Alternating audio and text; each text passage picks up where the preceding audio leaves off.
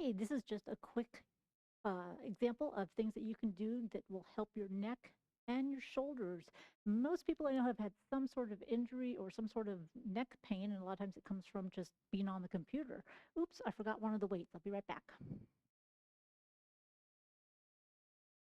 The main thing with this one is that you really don't need heavy weight. You could even use a soup can or a water bottle because these muscles are going to be very isolated and you're definitely going to be challenged. Now, the most important part, and this is for working the shoulder area, rotator cuff, everything that supports that neck, is when you're doing a side L, you lay on your side. Your arm is going to be right there by your hip. You do not want to have any separation, so you have to keep it there. Now, some people will double up a towel or put even a block there to keep that arm down. Main thing, though, is to make sure it doesn't move. And it's a very simple thing. Your arm is in the shape of an L. You come down, you come up.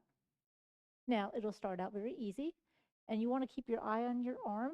Make sure it stays in a nice straight line up and down. You don't want it coming over this way. You don't want it coming too far up. See, if you go too far up, your arm comes off your hips. So that's how you know you're wrong. It's not going to be all the way at a 90-degree angle. So you can go anywhere from 8 up to 15 of these, nice and slowly. And you'll feel that warmth in your shoulders. And I actually use this as a warm-up for most of my workouts because I've had some issues, and right now the shoulders are all doing great. Now, this is a 2-pound dumbbell. Believe it or not, you could also use a 1-pound dumbbell. And of course, you're going to do it on both sides. The second exercise is straight arm in front of you. So same position, you come straight up, and it's almost like a reverse fly with one arm. So you're down and up. So see, my elbow's slightly bent. I'm actually squeezing the back of my shoulder, squeezing that shoulder blade back and down, and coming almost in line with my forehead or my nose. Again, don't let it drift down here. Keep it up a little bit and extend upward, and nice and slow on the way down. If you do this on a bench, it's even better because you have that extra stretch at the bottom and a little more range of motion. Now, for the last one, I'm going to go ahead and grab a couple of dumbbells here and turn around. This one, to be honest with you, you really don't even need weight.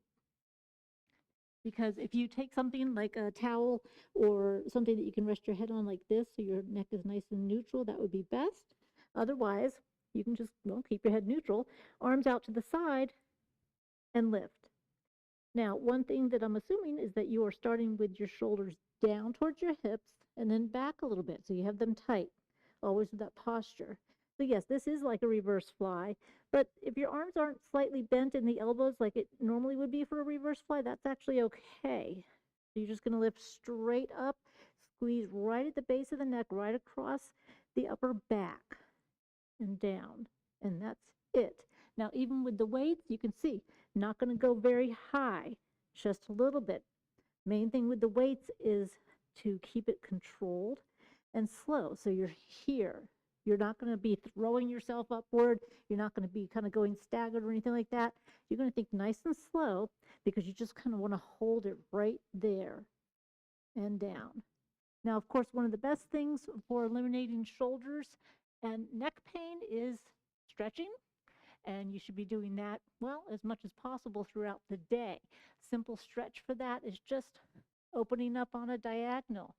You're pressing your shoulder blades together, and you're stretching out your chest, your shoulders, your biceps. And notice how my hands are facing forward.